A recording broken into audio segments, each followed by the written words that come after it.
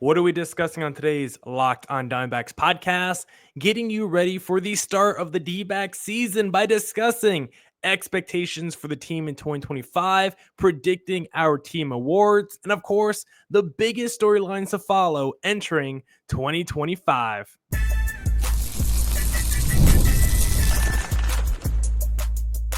You are Locked on Diamondbacks, your daily Arizona Diamondbacks podcast. Part of the Locked On Podcast Network, your team every day.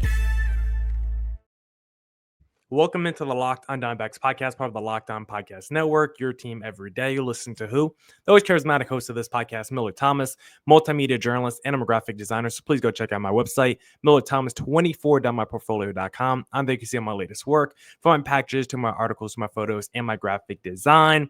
On today's show, we are going to be discussing expectations for the D-backs this upcoming season, our predictions for the team awards, and of course, the biggest storyline to follow for the D-backs in 2025. So a jam-packed preview podcast for you guys to get you ready for the start of the MLB season. But first, I want to say thank you for making Locked on Diamondbacks your first listen every day. I would not be able to do this podcast without you, my loyal listeners, sharing, subscribing, reviewing, doing all that so I could do this podcast for you. Thank you. It's free. It's available on all platforms. So please continue to tell your friends.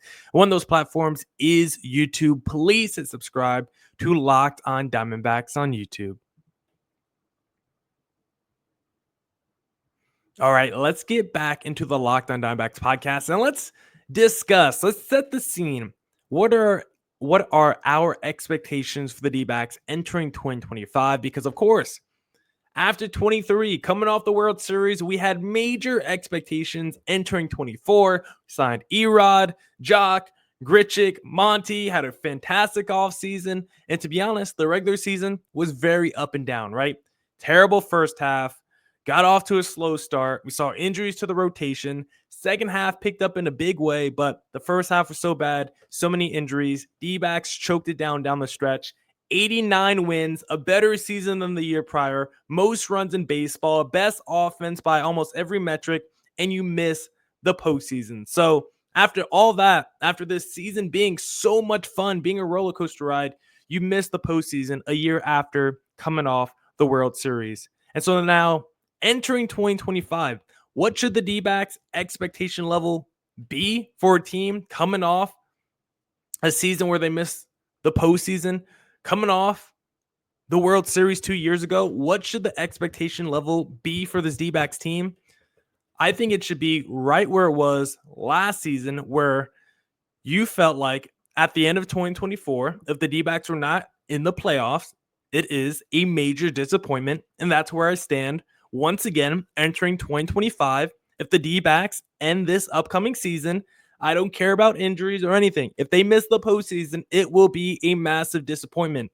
And last year, I'll give you some grace because of the injuries to the rotation and all this, but you still won 89 games. You still had the best offense in baseball, and you put yourself in position the last couple of weeks to make the playoffs. It was you who was choking down games down the stretch, blowing leads, not having enough quality offensive games as well. Like, it was the D-backs who shot themselves in the foot down the stretch. So it's hard for me to look at last year, despite the great second half, as a positive season, because you made all those great offensive moves and then you missed the postseason. I will feel the same way about this team if they miss the postseason at the end of 2025, because last year, entering 24, the D-backs set the team record in payroll. Well, they just said it again after signing Corbin Burnes to a franchise record deal. D-backs once again have the highest payroll in team history, as they should, because when you look at this D-backs roster, it is absolutely loaded. They had the best offense in baseball last year, right? And it's not like they really lost any pieces. You did see Christian Walker leave, but you replaced him with Josh Naylor, who by WRC Plus has been better cumulatively the last 3 seasons. You lost Jock Peterson, but you still brought back Randall Grichuk. Then there's guys like Adrian Del Castillo, who's really good last year, who should be in the fold, right? Guys who you expect to maybe be a little bit better if we see those second halves from Eugenio and Corbin Carroll continue. You look at the rotation. After the Dodgers, maybe the most stacked rotation in baseball with Corbin Burns, top 5 pitcher. Zach Allen, maybe a top 10 pitcher. Merrill Kelly, the most underrated pitcher. Erod, maybe the biggest swing piece of any rotation if he has a good season, because we know he can pitch like an all-star. Then Brandon Pfaadt, potential breakout. Like, that's your 5-man rotation that can compete with any rotation. Maybe not just this season, but any rotation the last 20 years of Major League Baseball. Like, that's how good the D-backs rotation is entering 2025. Then you look at the bullpen. For the first time ever since doing this podcast, I feel great about the D-backs bullpen. For the first time ever, I think there are no weaknesses.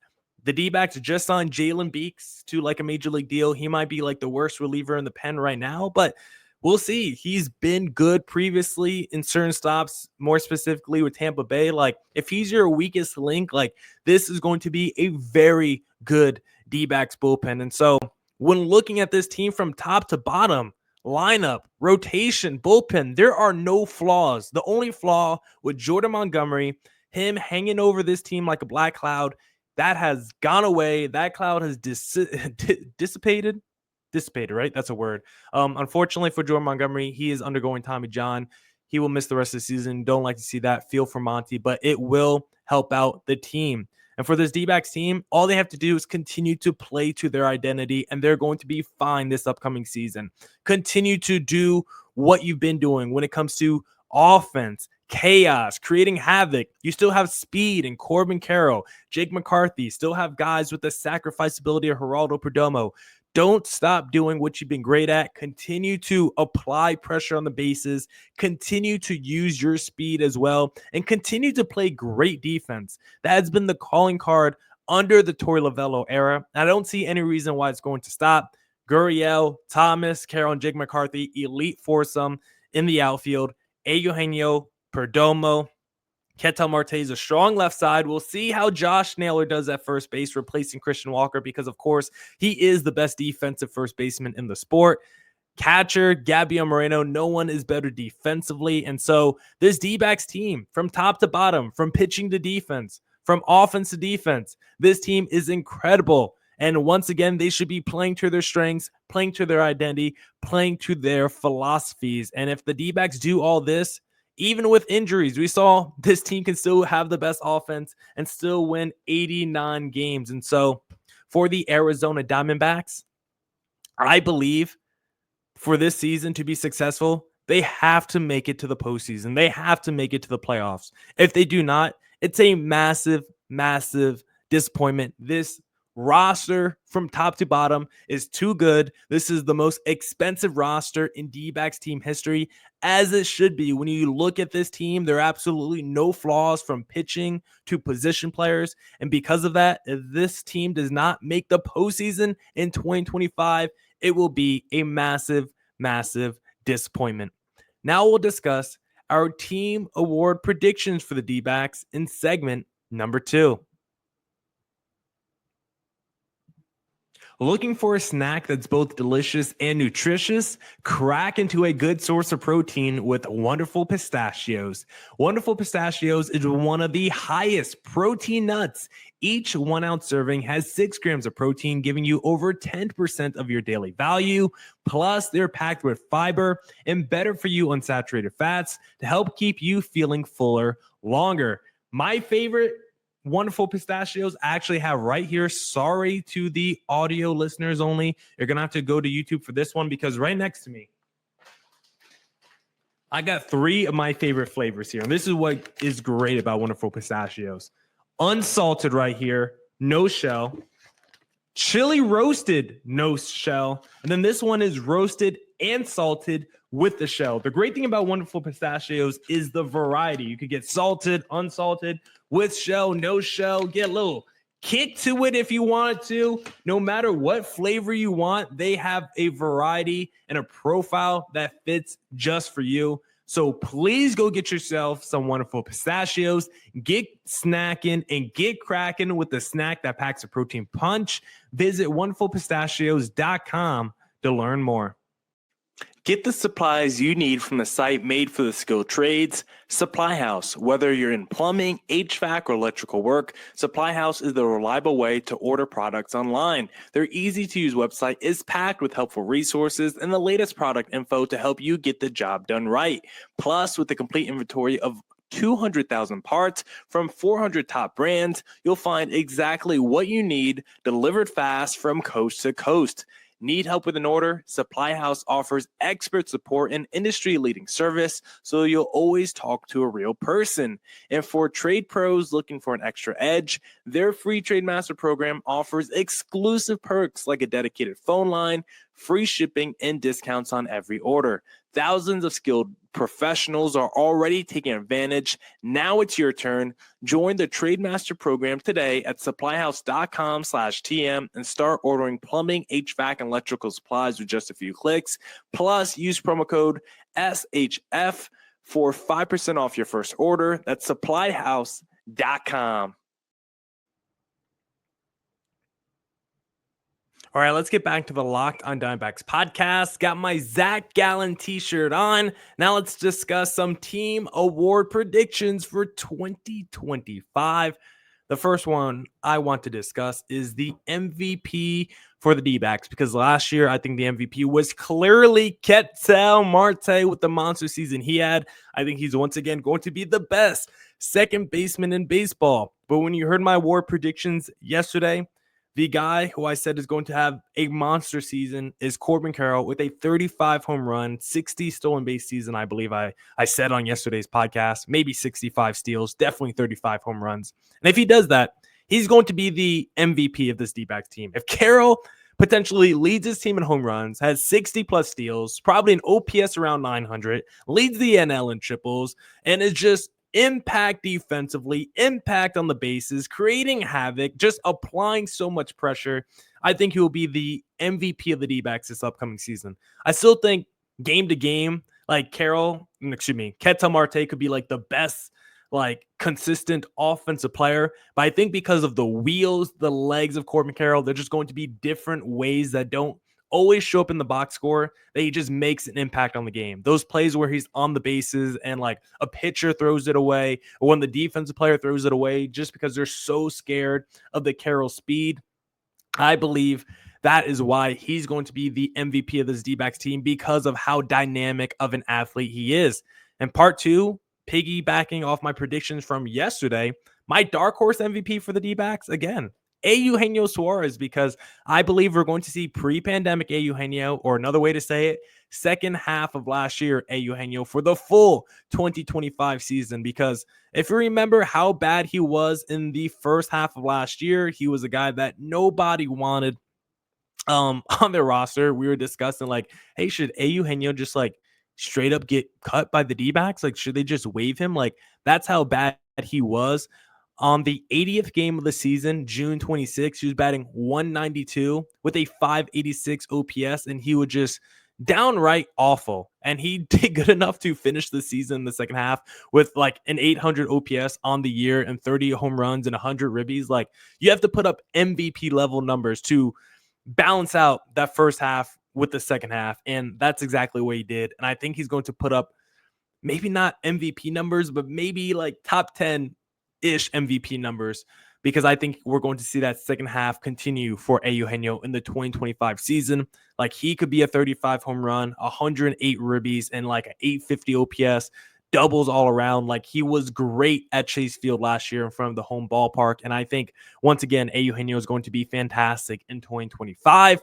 The Cy Young for the D-backs, easy to go with their highest paid pitcher in Corbin Burnes, but I'm going to go with the guy who I pick every year to win the NL Cy Young. Zach Gallen will be the D-backs Cy Young, because I think he has something to prove. One, he's a guy that had an up and down season last year due to injury. Also, when you look at his 2023 season, it was kind of up and down in the second half of the year as well. And I think for Gallen, he just wants to get back to that place he was when he had that scoreless streak, when we were talking about him as like a Cy Young candidate. And like, he was good at parts last year, but he never seemed consistent game to game. Even 2023, that second half, he was starting to fall off a little bit. And I think for Gallen, he wants to get back to feeling consistent like an ace, start after start. I definitely think he can. And I think because he's going to be like the number 2 starter in this rotation, a little bit less pressure on him, pitching behind Corbin Burns. I think it's just going to benefit Gallen this whole year. Plus the fact that he's on a contract year, a pending free agent. Usually that just means guys are going to ball out. So because Zach Gallen now has better competition with guys like Corbin Burns around him, who, when he was signed, he talked about having a friendly competition in the rotation, which I love. These guys pushing each other and saying, hey, Gallen, I'm about to go out there and do 7 innings, 2 earned runs. Let's see if you could beat me in your start tomorrow. I love the friendly competition that these D-back starters might have. I think it could bring the best out of each other, especially because Gallen, Merrill Kelly fought. These guys are dogs. And so if Corbin Burns is coming in with that competitive energy, friendly competitive energy, I absolutely love that. So Zach Gallen, I love this year's the D-back Cy Young Award with less pressure on him as the number 2 starter and as a pending free agent. Love that. My dark horse Cy Young, though, another pending free agent for the D-backs, Merrill Kelly, the guy who I say is the most underrated pitcher in baseball, a guy who I'm still shocked has no Cy Young votes at all. I'm not saying he should win the Cy Young, but in 2022, when you have a 3.3 ERA, 200 innings pitched, like, I don't know how you don't finish 15th in Cy Young voting. And Merrill Kelly in 22-23, this has been a workhorse, around a 3.3 ERA, about 190 innings pitched, around 9 strikeouts per 9 innings. Like, as I say, the most underrated pitcher in the sport. And last year, he started the season fantastic before he missed many months due to injury. I think people forget how good he was to start last year. 6.2 innings, 1 earned run, 7 innings, 2 earned runs, 6 innings, 2 earned runs, 5 innings, 1 earned run, and then 5 innings, 2 earned run. Those were his first 5 starts of the year. 2.43 ERA through his first 5 starts.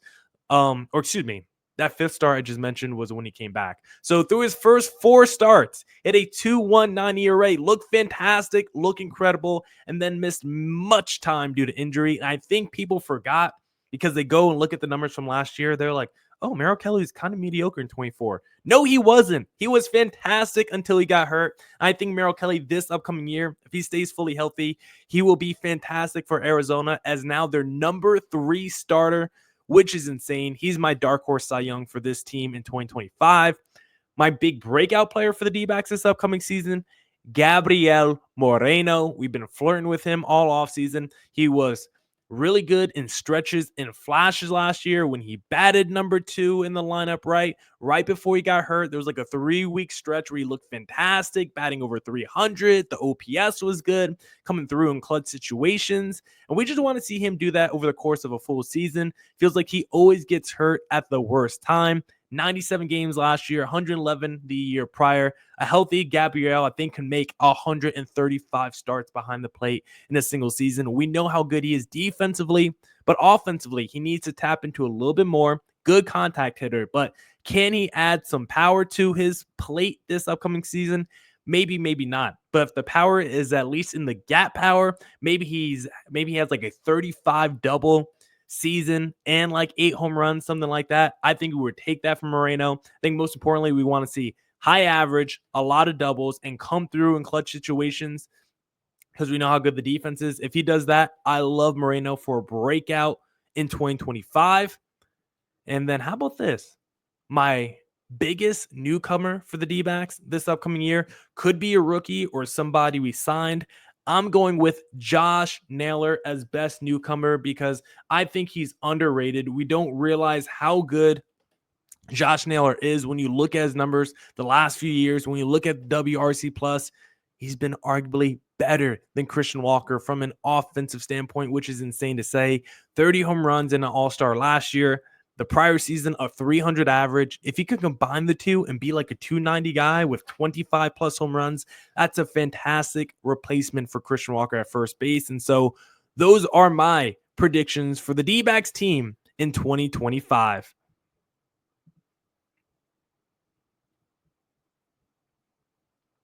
But hey, I now want to talk to you guys about prize picks because baseball season is in full swing. There's no better way to get in on the action than with prize picks, the best place for daily fantasy sports. With Prize Picks, you pick more or less on at least 2 player projections. And if you're right, you can win up to 1,000 times your cash, whether it's strikeouts, RBIs, or first inning runs. Prize Picks keeps every game exciting. This week, I'm picking Ketel Marte for more than 1 home run and Corbin Carroll for more than 1 stolen base. It's that easy. Download the app today and use code LOCKEDONMLB for $50 instantly when you play your first $5 lineup. That's code LOCKEDONMLB for $50 instantly after you play your first $5 lineup. Prize Picks, run your game.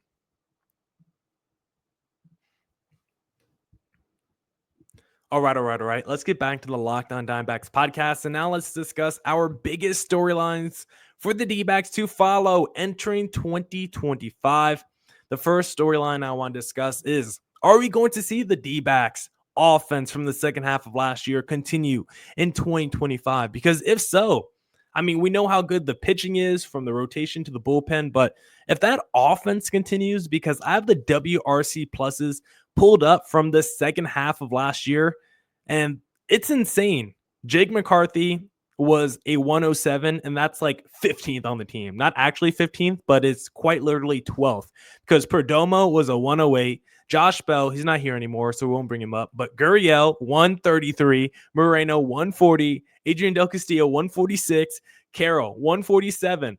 Eugenio, 153. Pavin Smith, 154. Randall Grichuk, 175. Ketel Marte, 184. That is all post All-Star break. And if that continues in the second half, insane. Carroll had 17 home runs in 64 games. Eugenio had 20 home runs in 65 games. Ketel Marte had 17 home runs in 44 games. Like, these guys went bananas in the second half. A guy like Grichuk, a 645 slugging in the last 44 games of the season. Absolutely insane. And so if you get anywhere close to that offensive production that we saw in the second half of last year, entering 2025, you can take a couple slow starts from Corbin Burns and Brandon Pfaadt in your rotation, right? The E-Rods who might need a second to get going, because this offense can come out the gates and immediately be fantastic for the D-backs. Corbin Carroll starting off the game with a home run. Ketel Marte double. Then you bring in Josh Naylor. You bring in somebody else. Like, this D-backs lineup is deep, right? 1 through 9, not a lot of flaws. Biggest weakness right now is probably against righties when Pavin Smith is in at DH. He's probably the only guy on this roster who is coming off a good season, but we still don't truly trust him yet. We don't fully trust Pavin Smith yet as an offensive player. So he probably has the biggest question marks, but at least knowing he's coming off a really good season does make you feel a little bit better about the situation. And so this offense, I want to know if it's going to continue the second half of last year entering 2025. That's the first storyline I'm following. The second storyline, will this be the first year where I don't have any concerns about the D-backs bullpen? We already touched on this once, but this is the best D-backs bullpen I have ever seen since taking over this D-backs podcast. I think last year I probably made the same argument because I really did feel good about the D-backs bullpen last year. Sewald, I felt great about as a closer. Ginkle's setup, man. Ryan Thompson is like the 7th inning guy. And by the time we got to like month 2, it was like, Ginkle cannot be the replacement closer. Neither can Ryan Thompson. Sewald can't even be on this roster. The bullpen all of a sudden had a whole bunch of questions until Justin Martinez came in and like solidified all those questions, because like Ryan Thompson's talked about this offseason, when you have a defined role and you know what you're doing, it makes everyone's job easier. And so when J-Mart got called up and became the closer, it crystallized the situation for everyone else. Ryan Thompson no longer had to believe he might close some games. He might be the 8th inning guy some games. He might be the 7th inning guy. Like, once J-Mart came in, Thompson 7th, Ginkle 8th, Martinez 9th. And now entering 2025, we still feel great about Martinez as the 9th guy. But now we have AJ Puck, an insane reliever, as the 8th inning guy.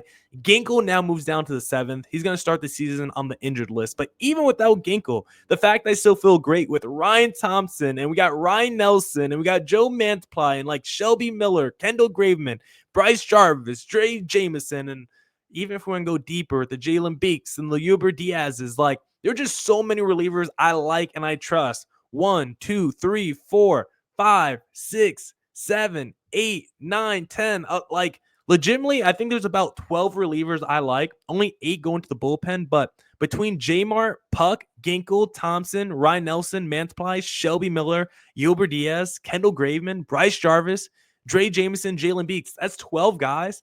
I don't dislike any of them. Maybe Jalen Beeks is lowest on my list, but I've at least seen him be a good reliever before in Major League Baseball. Maybe it was a 1-year wonder because it was quite literally just one season of his career back in 2022. He was good. But if that's their worst reliever, their 12th guy, there's at least 11 other guys I like better than him. So for the first time in a while, this D-backs bullpen might not have a weakness, which is crazy to think about because it's probably been the biggest area of failure for Arizona since I've taken over this podcast. Back in 2020, the closing situation has hampered this D-backs team so many times, but entering 2025, I think it will actually be a strength for this D-backs squad. And then another storyline, can another D-backs first base replacement step in without skipping a beat? Because we know when the D-backs traded Paul Goldschmidt, franchise star, there was a lot of question marks like, why would you do this? How are you going to replace his production? And Christian Walker came in, immediately looked good and replaced the production of a Paul Goldschmidt, which is insane to think about. But Christian Walker, that first season, 2019, playing a full squad for Arizona, 825 OPS, 29 bombs, and he was playing good defense at first base, but we hadn't known yet he was the best defensive first baseman in the sport and just became like a 30 home run, 100 ribby, 800 OPS, became supremely consistent for Arizona in the middle of their lineup. Yes, he's got some flaws. Sometimes he strikes out in the worst like situations, but considering you're trading a franchise star and Christian Walker gave you like 85%, 90% of that production you were missing when you traded him away. Great job by Walker. But now the question is, can Josh Naylor come in and do the same thing that Christian Walker did and replace the previous first baseman without skipping a beat? I think Naylor can. He's coming off an all-star season, 31 home runs, 108 ribbies. Like I said, the year prior, a 308 average, an 842 OPS, and he still had 97 RBIs. If he can combine that 2023 with the high average, high OPS, with that 2024 with the high home run count and the high RBI total, that is a fantastic offensive player. Maybe the defense is not as good as Christian Walker, but offensively, he can be more impactful game to game. So I'm very excited to see what Josh Naylor can do in the wake of Christian Walker this upcoming season. Then the final storyline I'm watching is the D-backs rotation going to show us last year's performance was all due to injury? I touched on this a little bit with Merrill Kelly, but I think they are going to. Zach Gallen, I don't think looked right. Merrill Kelly, I don't think looked right. E-Rod didn't look right. Like the whole rotation was pretty much hurt and in shambles. Fott was healthy, but I think he put so much pressure on himself in the first half. He struggled in the second half. Now we have Corbin Burnes as well. I think with a healthy rotation, you're going to see, yes, this offense is still good. We won 89 games last year, and that's with a hurt rotation. Imagine a healthy rotation now. Like I said, I believe this is going to be a 93-win D-backs team because I think they have one of the best lineups. They're bringing back the best offense in baseball, and they're going to have a healthy rotation, which they did not have last season. Take the over 86.5 wins on FanDuel. Smash it. Also bet D-backs to get at least 90 wins in 2025. That's like plus 150. Go make those two bets, and you could come home with some money in your pocket at the end of the 2025 season. Now, that's it for this edition of the Locked on Diamondbacks podcast. Come back tomorrow for more Diamondbacks news coverage and insight. And as always, stay safe, stay healthy. Doses.